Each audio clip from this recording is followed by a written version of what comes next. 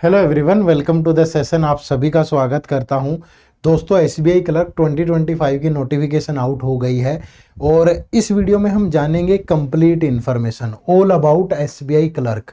या तो आप इस एग्ज़ाम को टारगेट कर रहे हो या अभी सोच रहे हो कि मुझे इसकी तैयारी करनी है, तो ये वीडियो आपको बहुत काम आएगी, क्योंकि इस वीडियो में मैं आपको बताने वाला हूँ कितनी नंबर ऑफ वैकेंसीज हैं, क्या एलिजिबिलिटी है, क्या सैलरी मिलती है, क्या एग्जाम पैटर्न है, क्या सिलेबस है, क्या कट ऑफ्स रहती है, कितना स्कोर टारगेट करना चाहिए, क्या स्टडी प्लान होना चाहिए, कौन से सोर्सेज से आपको पढ़ना है। तो सारी चीज़ों का जवाब एक ही जगह मिल जाएगा और जितनी भी क्वेरी आपको इस एसबीआई क्लर्क से रिलेटेड होंगी वो भी रिजॉल्व हो जाएंगी।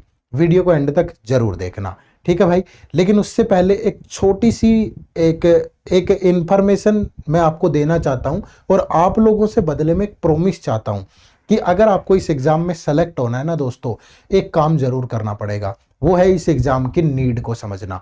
बाकी सारी चीजें तो मैं बहुत अच्छे से समझा दूंगा, लेकिन एग्जाम की नीड को समझने के लिए एक सबसे बेस्ट तरीका और होता है, that is previous year paper. तो एसबीआई क्लर्क के पिछले 4 साल के, 4 नहीं मैं 5 ही साल के बोलूंगा, प्रीवियस ईयर पेपर, प्रीलिम्स के भी मेंस के भी, वो आप फ्री में डाउनलोड कर सकते हो। इसी वीडियो के डिस्क्रिप्शन में लिंक है, जाके डाउनलोड कर लेना। डिटेल्ड सॉल्यूशन के साथ है और उनको एक बार जब एनालाइज करोगे ना, तो इस वीडियो के अंदर जो भी इंफॉर्मेशन है वो 4 गुना होकर के आउटपुट देगी और आपकी प्रिपरेशन बहुत आसान हो जाएगी। ये काम जरूर कर लेना दोस्तों, ठीक है। चलो शुरू करते हैं। शुरू करने से पहले एक और बहुत खूबसूरत इंफॉर्मेशन, ये क्यों है, क्योंकि आज है 6 अगस्त और हमारा जो बैंकिंग एग्जाम का महापैक है ना, इस महापैक पे हम आपको 75% का डिस्काउंट दे रहे हैं। तो 75% के डिस्काउंट के लिए आप इस बैंकिंग एग्जाम में इनरोल करने के लिए ये कोड जरूर यूज करिए, 1 टाइम 75। इसमें आपकी SBI PO, SBI clerk, IBPS PO, IBPS clerk, RRB PO, RRB clerk, इन सभी एग्जाम्स की तैयारी बहुत जीरो से हीरो वाली होती है। कंसेप्ट क्लासेस के साथ साथ test series, mentorship, interview guidance, सब कुछ है। ये एक आपका वो बोलते हैं ना, वन स्टॉप सॉल्यूशन है दोस्तों। इसका लिंक इसी वीडियो के डिस्क्रिप्शन में, जाके एनरोल कर लो। आज तक के लिए 75% है। उसके बाद लगातार वेबसाइट, अगर बाद में आप ये वीडियो देखें तो हमारी वेबसाइट चेक करते रहें, इसी वीडियो के डिस्क्रिप्शन में जाके लिंक खोल के देखते रहें। मे भी हो सकता है कि आपको डिस्काउंट दूसरा नंबर आपको मिलेगा, बट डिस्काउंट मिलता रहेगा, ठीक है। बट अगर आप आज ही इनरोल करते हैं तो 75% आपको मिलेगा। बट अपडेशन के लिए चेक करते रहिएगा, इसी वीडियो के डिस्क्रिप्शन में लिंक है। चलो शुरू करते हैं। देखो, सबसे पहले आपकी जो नंबर ऑफ वैकेंसीज हैं इस बार वो कितनी आई है, ठीक है। यहां पे आप देखोगे प्रॉपर स्टेट वाइज भी मैंने मेंशन की है। तो सबसे पहले बात करें तो गुजरात की total 220, Andhra Pradesh 310, Karnataka 270, Madhya Pradesh 100, Chhattisgarh 220, Orissa 190, Haryana 138, Jammu and Kashmir UT 29, Himachal Pradesh की 68 है, लद्दाख यूटी 37, पंजाब के लिए 178, तमिलनाडु के लिए 380, तेलंगाना के लिए 250, राजस्थान की है 260, वेस्ट बंगाल की है 270, अंडमान एंड निकोबार आइलैंड के लिए 30 है, सिक्किम की 20 है, यूपी की, उत्तर प्रदेश 516, महाराष्ट्र 476, उसके बाद गोवा की बात करूं तो 14, दिल्ली के लिए 169 और उत्तराखंड की 127। इसके बाद यहां देखोगे अरुणाचल प्रदेश 20, आसाम के लिए 145, मणिपुर के लिए 16, मेघालय के लिए 32, मिजोरम के लिए 13, नागालैंड 22, त्रिपुरा 22, बिहार 260, झारखंड 130, केरला 247 और लक्षद्वीप की 3 है।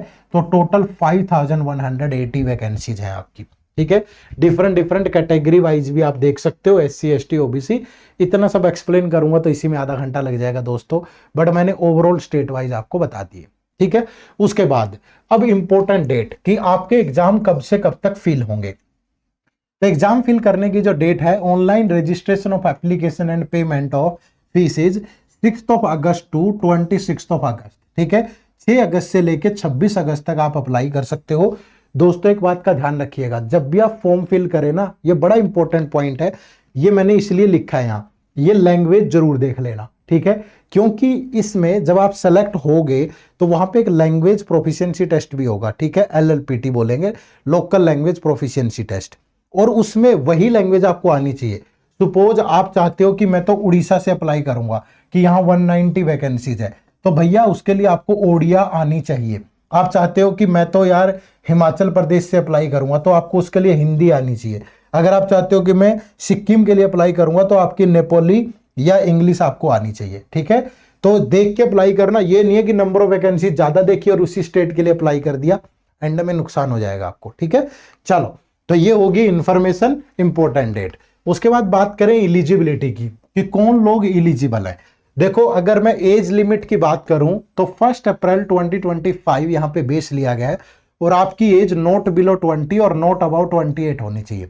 यहां डेट भी मेंशन है कि अगर आपका बर्थ 2 अप्रैल 1997 से पहले हुआ है, 1 अप्रैल 1997 को भी हुआ है, तो आप अप्लाई नहीं कर सकते। और नॉट लेटर देन 1 अप्रैल 2005, अगर आपका बर्थ 2 अप्रैल 2005 को भी हुआ है, तो आप अप्लाई नहीं कर सकते। तो इन दो डेट्स, इंक्लूडिंग दीज डेट्स, अगर आपका बर्थ हुआ है इन दोनों के मिडल में, तो आप अप्लाई कर सकते हो। बाकी एज रिलैक्सेशन है, ओबीसी के लिए 3 ईयर, SC ST के लिए 5 year, PWBD general EWS 10 year, OBC SC ST ये सारी चीजें पढ़ लीजिएगा। उसके बाद आती है इसेंशियल एकेडमिक क्वालिफिकेशन, और ये आपकी होनी चाहिए क्या, graduate in any discipline from a recognised university, और ये आपकी कंप्लीट होनी चाहिए 31 दिसंबर 2025 तक, 31/12/2025। अगर यहां तक कंप्लीट है, आप पास हैं, ये बड़ी खुशखबरी है। जो लोग अभी फाइनल ईयर में हैं तो उनका रिजल्ट वगैरह सब चीजें आ गई होंगी या आ जाएंगी, तो 31/12/2025 तक आपकी ग्रेजुएशन कंप्लीट होनी चाहिए। ठीक है जी, तो ये होगी आपकी एलिजिबिलिटी। इसके बाद बात करें एग्जाम डेट कि आपका एग्जाम कब होगा, तो यहां मेंशन है preliminary exam will be conducted tentatively in the month of September. ठीक है, and main examination will be conducted tentatively in the month of November. अक्टूबर में दोस्तों IBPS क्लर्क का एग्जाम है, और ये सितंबर में हो जाएगा। ठीक है, और मेंस नवंबर में है, IBPS का भी और SBI का भी, तो इसको ध्यान में रख के आपको तैयारी करनी है। उसके बाद बात करें कि अगर मैं सेलेक्ट हो गया तो मुझे कितनी सैलरी मिलेगी। यहां पे आप देख सकते हो, ये एक बच्चे की सैलरी स्लिप है, और इस सैलरी स्लिप में अगर आप देखोगे तो एक SBI क्लर्क की जो बेसिक पे है वो 26,730 है। डियरनेस जो अलाउंस है वो 6,168 है। हाउस रेंट अलाउंसेज है 2862। उसके बाद ट्रांसपोर्ट अलाउंस है 850। उसके बाद स्पेशल अलाउंसेज है 7,083। स्पेशल पे न्यू अलाउंस है 1200। ठीक है, तो जो टोटल सैलरी बनती है आपकी यहाँ पे वो है 44,900 अप्रोक्सीमेटली बोलूंगा मैं। ठीक है, 44,900, और इसमें से जो डिडक्शन है वो NPS कंट्रीब्यूशन अमाउंट 3273, तो इन हैंड जो मिल रहा है बच्चे को दैट इज 41,622 पर मंथ। तो अप्रोक्सीमेटली आपको इतना अमाउंट मिलने वाला है सिलेक्शन के बाद, यहां से आपकी सैलरी स्टार्ट होगी। ठीक है, चलिए उसके बाद एग्जाम पैटर्न की बात करें तो एग्जाम पैटर्न में यहां पे क्या होगा, पहले एक प्रीलिम्स एग्जाम होगा, ठीक है, फिर एक मेंस एग्जाम होगा, और उसके बाद फिर आपका एक LLPT होगा। ठीक है, इनके बारे में भी डिटेल में समझ लीजिएगा। तो सबसे पहले जो प्रिलिमिनरी एग्जाम होगा इसमें टोटल 100 क्वेश्चन होंगे, 100 मार्क्स के होंगे, 1 आवर का टाइम होगा, जिसमें क्वांट के 35, रीजनिंग के 35 और इंग्लिश के 30 क्वेश्चन होंगे। सेक्शनल टाइमिंग होगी 20 मिनट, कोई भी सेक्शनल कट ऑफ नहीं है, और नेगेटिव मार्किंग होगी 1/4। इस एग्जाम में कितना टारगेट करना है ये भी मैं आपको आगे बता दूंगा। ठीक है, उसके बाद फिर बात करें मेंस एग्जाम की, तो मेंस में टोटल 190 क्वेश्चन होंगे, 200 मार्क्स के होंगे, जो टाइम होगा वो 2 आवर 40 मिनट होगा। रीजनिंग एंड कंप्यूटर के 50 क्वेश्चन 60 मार्क्स के होंगे, 45 मिनट सोल्व करने के लिए मिलेगी। क्वांट के 50 क्वेश्चन 50 मार्क्स के होंगे, 45 मिनट मिलेगी। जनरल एंड फाइनेंस अवेयरनेस के 50 क्वेश्चन होंगे, 50 मार्क्स के 35 मिनट मिलेगी, और इंग्लिश लैंग्वेज के 40 क्वेश्चन 40 मार्क्स के 35 मिनट मिलेगी। और यहां पे भी कोई सेक्शनल कट ऑफ नहीं है, और नेगेटिव मार्किंग 1/4 है। दोस्तों ध्यान रखना, प्रीलिम्स का स्कोर फाइनल मेरिट लिस्ट में ऐड नहीं होता, सिर्फ यही आपका ऐड होगा। ठीक है, मेंस के बेस पे ही आपकी सिलेक्शन होती है। लेकिन दोस्तों सिलेक्शन से पहले आपको एक LLPT भी देना होगा। LLPT का मतलब है लोकल लैंग्वेज प्रोफिशिएंसी टेस्ट। दोस्तों मैंने शुरू में ही आपको बताया था, जो वीडियो शुरू की थी, कि जब भी आप जिस भी स्टेट के लिए अप्लाई करेंगे तो आपको उस स्टेट की जो लोकल लैंग्वेज है वो आपको आनी चाहिए। ठीक है, अब उस लोकल लैंग्वेज के लिए देखो यहाँ पे समझो, ये नोटिफिकेशन मेंशन है, provisionally selected candidates not having studied in class 10th और 12th any of the specific local language of the state applied will have to appear in a local language proficiency test. Suppose दोस्तों आपने हरियाणा से apply किया है और हरियाणा की local language है हिंदी, और आपका अगर 10th क्लास में या 12th क्लास में अगर हिंदी एज अ सब्जेक्ट आपने नहीं पढ़ी है तो आपको हिंदी के लिए एक टेस्ट देना पड़ेगा, और ये टेस्ट क्वालिफाइंग नेचर का होगा। तो जिस भी स्टेट से आप अप्लाई करेंगे उस स्टेट का आपको लोकल लैंग्वेज का टेस्ट देना पड़ेगा, अगर वो आपके 10th या 12th में एज अ सब्जेक्ट आपने नहीं पढ़ी। और ये जो टेस्ट होगा ये नॉन वर्बल और वर्बल दोनों टाइप का होगा। नॉन वर्बल में number of passages 3, number of passages 3, number of question 15 और मैक्सिमम मार्क्स जो है वो 15, वर्बल टेस्ट 20। लेकिन ये ध्यान रखिएगा दोस्तों, ये क्वालिफाइंग नेचर का है, इसका आगे स्कोर ऐड नहीं होगा, इसका कोई ज्यादा इंपैक्ट नहीं होगा। ठीक है, क्योंकि इसमें सारे तो अपीयर ही नहीं होंगे दोस्त, क्योंकि जिन लोगों के ऑलरेडी अपनी लोकल लैंग्वेज उन्होंने जिस स्टेट के लिए अप्लाई किया था उनके 10th क्लास में है या 12th में है, उनका तो टेस्ट होगा ही नहीं। तो ये सिर्फ क्वालिफाइंग नेचर का है, जिसमें आपको टेस्ट किया जाएगा कि आपको पढ़नी आती है, आपको बोलनी आती है, आपको लिखनी आती है। ठीक है, चलो उसके बाद बात करूं कि आपका सिलेबस क्या होगा। ठीक है दोस्तों, ये आपका क्वांट का सिलेबस है। क्वांट आपसे प्री में भी पूछा जाएगा और मेंस में भी पूछा जाएगा। प्री में आपका स्पीड मैथ, डीआई और अर्थमेटिक के टॉपिक रहेंगे, और मेंस में भी आपका speed math, data sufficiency, arithmetic और डीआई रहेगा। सिलेबस में दोस्तों कोई डिफरेंस नहीं है। प्री का जो भी लेवल होगा वो बहुत ईजी होगा, और मेंस का जो लेवल होगा वो बहुत हाई होगा। ठीक है, यहां भी स्पीड मैथ है, वहां भी है, यहां भी डीआई है, वहां भी है, यहां भी अर्थमेटिक है, वहां भी अर्थमेटिक है, लेकिन क्वेश्चन पूछने का तरीका जो है वो डिफरेंट होगा। तो आपको पहले स्पीड मैथ पढ़ना है पूरा, फिर डीआई पे फोकस करना है, फिर अर्थमेटिक के टॉपिक जैसे ratio, percentage, average, age, partnership, mixture, alligation, simple interest, compound interest, time and work, pipe and cistern, profit and loss, discount, time speed, boat and stream, mensuration, probability. लेकिन pre के लिए mensuration, probability आप avoid कर सकते हो, बाकी चीजें आप आराम से कर सकते हो। प्री में आपका टारगेट होना चाहिए कि मुझे 30 मार्क्स तक जाना है, इसमें आराम से 30 प्लस भी जाया जा सकता है, पर 30 तो करना ही है, इजी लेवल आता है। फिर मेंस को आपको अपना टारगेट स्कोर अलग बनाना है। प्री और मेंस में फर्क इतना होगा कि सिर्फ क्या होगा, लेवल हाई होगा। उसके बाद रीजनिंग की बात करूं दोस्तों, तो रीजनिंग में प्री में सीटिंग अरेंजमेंट और पजल, ठीक है, और उसके बाद ये मिसलेनियस वाला पार्ट पूरा, और मेंस के अंदर मिसलेनियस और पजल तो रहेगा ही, 2 टॉपिक एक्स्ट्रा आगे, क्रिटिकल रीजनिंग और मशीन इनपुट आउटपुट। इसके अलावा बाकी सारे टॉपिक एज इट इज होंगे जो प्री वाले हैं, लेकिन फर्क किसका होगा, लेवल का। जैसे यहां अगर मैं बोलूं कि सिलोगिज्म पूछ रहा है प्री में, तो only a few, only concept, simple होगा। लेकिन यही सिलोगिज्म अगर मेंस में आएगी तो रिवर्स और कोडेड होगी। ठीक रहे हो ना। अगर यहाँ पे पजल्स पूछ रहा है, सीटिंग अरेंजमेंट पूछ रहा है, तो थोड़ी आसान होगी, और मेंस में इन्हीं का लेवल हाई हो जाएगा।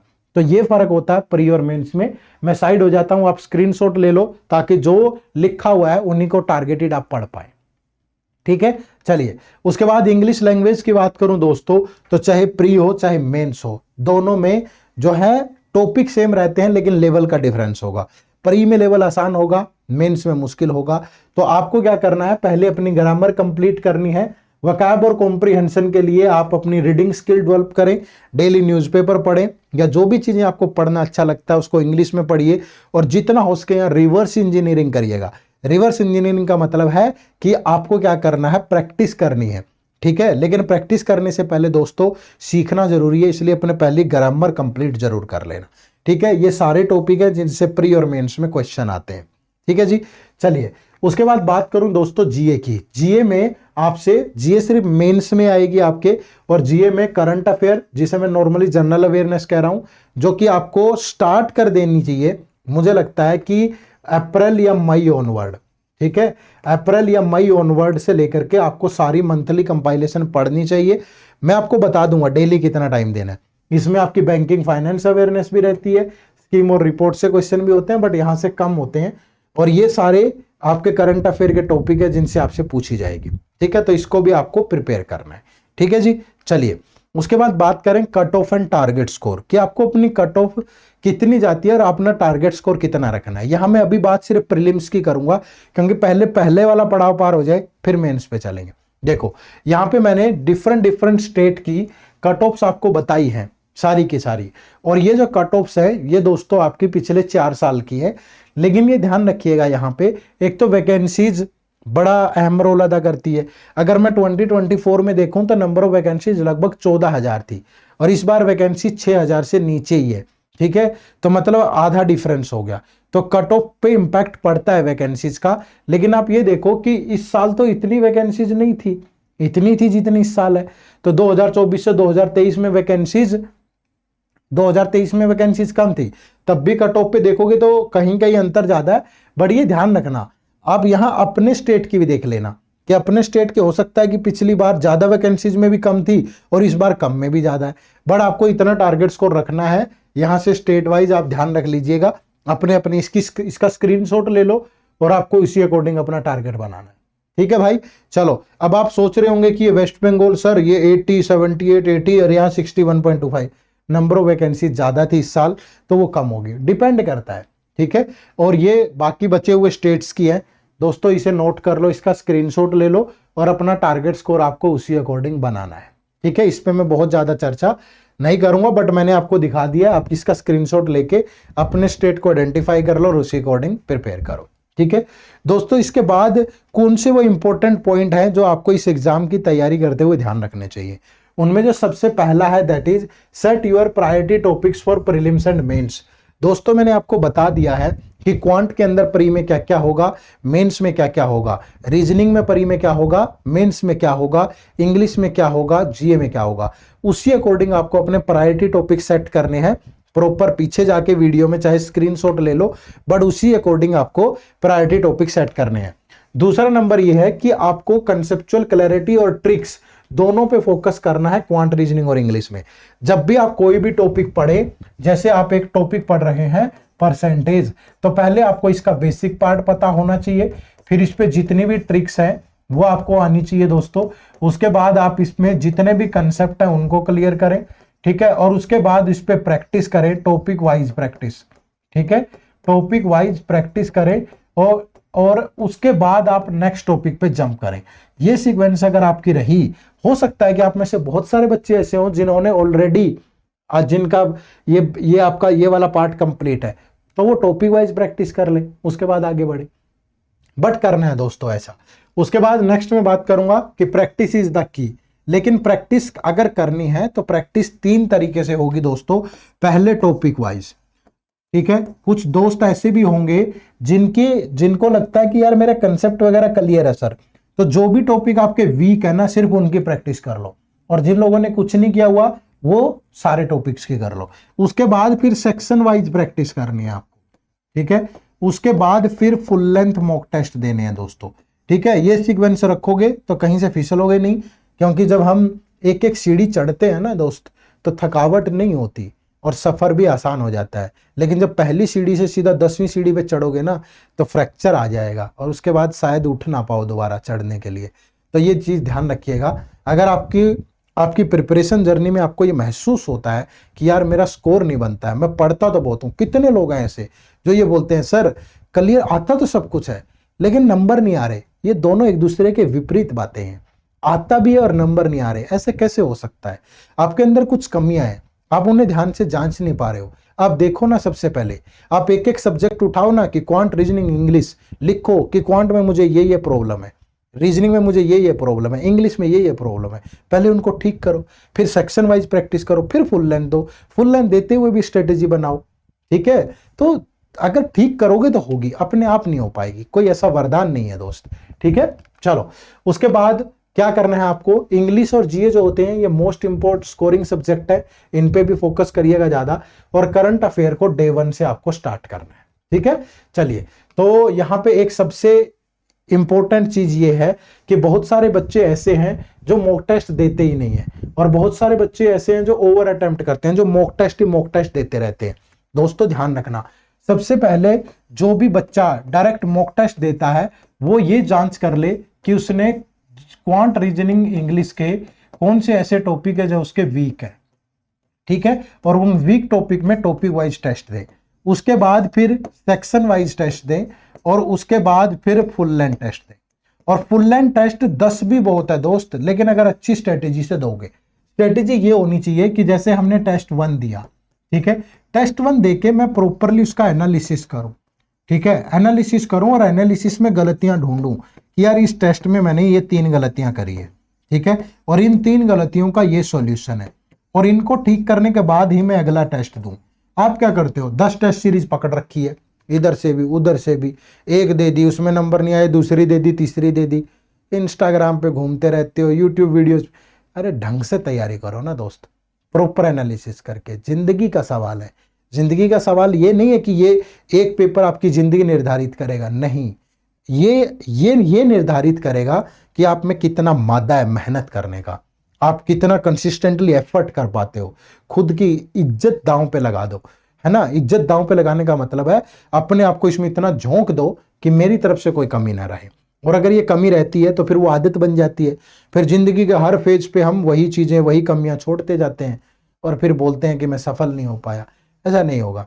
एक एग्जाम जिंदगी निर्धारित नहीं करेगा, बट वो ये निर्धारित करेगा कि आगे जिंदगी में कैसे चलना है, ठीक है, कैसे मैं कंसिस्टेंसी के साथ एफर्ट करूंगा, और जो आदत बन जाएगी फिर वही जीवन भर चलती रहेगी और जीवन को आनंदपूर्ण बनाएगी, ठीक है। तो प्रॉपरली एनालिसिस करना भाई इसको। उसके बाद अब नेक्स्ट है फॉलो द राइट सोर्सेज। ये बहुत जरूरी है दोस्तों। आप क्या करते हो, वीडियो खोल ली, यूट्यूब खोला, यूट्यूब पे देखा एक वीडियो चल रही है, ठीक है, वीडियो चल रही है, कुछ लोग तो सीधा चैट में चले जाते हैं। यहां देखा कामिनी का मैसेज आया हुआ है, नीचे लिखेंगे हाय कामिनी, क्या हम एक साथ तैयारी कर सकते हैं, आप मुझे बता दो, आप मुझे गाइड कर दो, ये वो। कामिनी है ही नहीं, कामिनी की जगह वहां काला था, ठीक है, वो कुछ और ही बन के आपसे चैट कर रहा है, टाइम पास कर रहा है, अपना तो दिमाग खराब कर ही रहा है, आपका भी कर रहा है। ऐसी चीजें मत करना, ठीक है। एक ही सोर्स फॉलो करना, डेडिकेटेड, एक ही जगह टिक के बैठ के बस ढंग से तैयारी करना, समझ रहे हो ना। तो डेडिकेटली करनी है, अच्छा सोर्स एक बार आइडेंटिफाई कर लो, उसके बाद आप तैयारी करो। मैं भी बता दूंगा कि आप कहां से कर सकते हो, ठीक है। उसके बाद ये आपका स्टडी प्लान है। पहले 30 दिन दोस्तों आपको बहुत मेहनत करनी पड़ेगी, फर्स्ट 30 डेज। अब फर्स्ट 30 डेज में दोस्तों आपको कम से कम 6 से 7 घंटे निकालने पड़ेंगे डेली।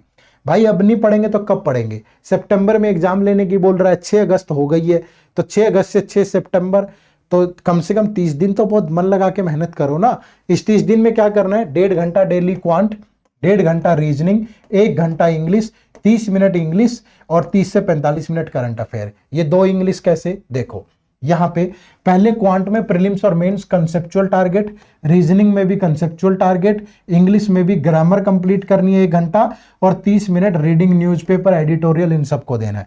और करंट अफेयर को 30 से 45 मिनट देने हैं। कोई भी मंथली कंपाइलेशन उठाओ और उसको पढ़ो, ठीक है। उसके बाद फिर जो टाइम बच जाएगा 30 से 50 दिन, मतलब अगले 20 दिन, 4 घंटे मॉक टेस्ट देना है और रिवीजन करना है, ठीक है। उसके बाद 6-7 घंटे से 4 घंटे पे आ जाओगे, बढ़िया रहेगा। फिर उसके बाद प्रीलिम्स के बाद मेंस की तैयारी करेंगे, इस पे बाद में भी चर्चा कर सकते हैं, बट अभी ये टारगेट आपको बनाना पड़ेगा, ठीक है। और ये टारगेट ऐसे पूरा नहीं होगा कुछ भी खोल के देखने से, डेडिकेटेड एक ही सोर्स से होगा। और वो डेडिकेटेड सोर्स मैं आपको बता रहा हूं, वो डेडिकेटेड सोर्स है हमारा ये बैंकिंग एग्जाम का महापैक। दोस्तों सिर्फ सेल करने के पर्पज से नहीं बोल रहा, आपको क्या करना है, इसी वीडियो के डिस्क्रिप्शन में लिंक है, वहां जाकर के डेमो क्लास लगानी है। अगर आपको लगे ये अच्छा है, आपको समझ में आ रहा है, तो आंख बंद करके इनरोल कर लेना। दूसरा, अब इसमें क्या क्या डिलीवरेबल है वो भी ध्यान से सुनो।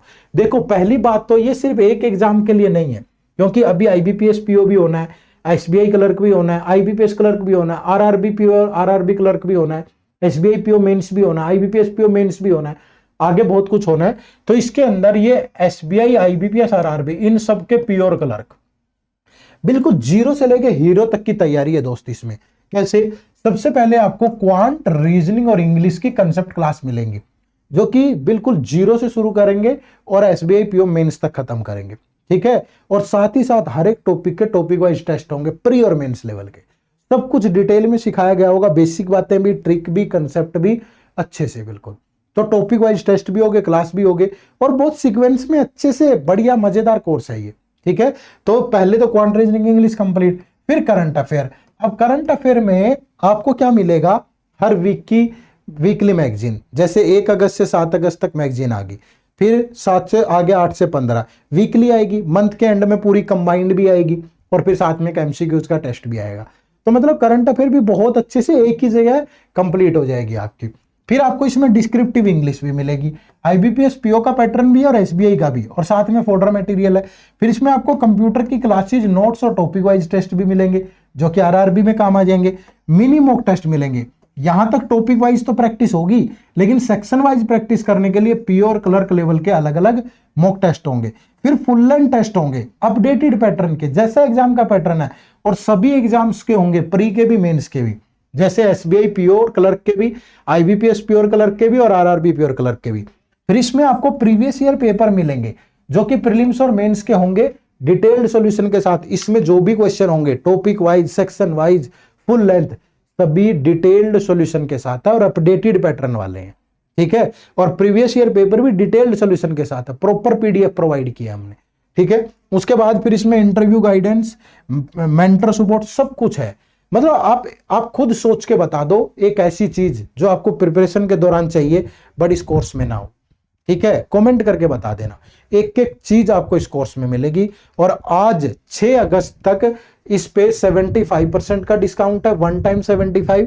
लेकिन अगर आप ये वीडियो 6 अगस्त के बाद देख रहे हो तो भी आप इसी वीडियो के डिस्क्रिप्शन में जाके एक बार चेक कर लेना, मे बी डिस्काउंट आपको ये भी मिल जाए।